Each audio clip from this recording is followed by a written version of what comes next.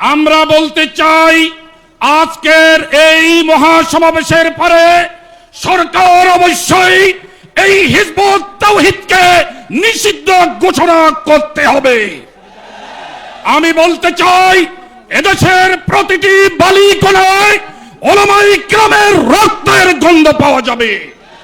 এদেশ থেকে ব্রিটিশ বানিয়াদেরকে উলামায়ে কিরামের রক্তের উপরে আমরা বিতাড়িত করেছিলাম। যে উলামায়ে কিরাম ব্রিটিশকে বিতাড়িত করেছে, আজ যারা এই মহাসমাবেশ আয়োজন করছে আমরা তাদের উত্তরসূরি।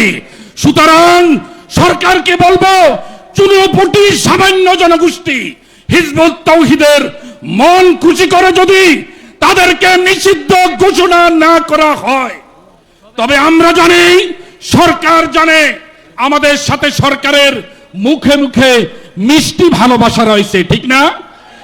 আমি বলি, আজকের এই সমাবেশের পরে যদি হিজবুত তাওহীদকে সরকার নিষিদ্ধ ঘোষণা না করেন, সরকারের সাথে আমাদের মুখে মুখে এই মিষ্টি ভালোবাসার থাকবে না।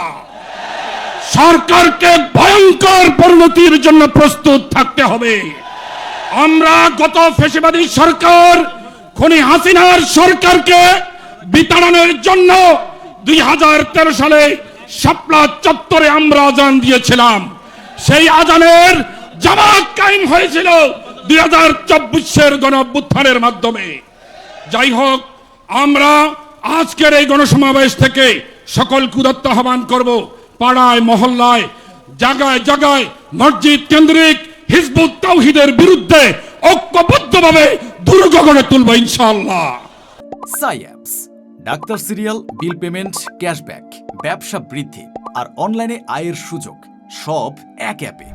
সাইঅ্যাপস, আজই ডাউনলোড করুন। স্মার্ট জীবনের নতুন যাত্রা শুরু করুন।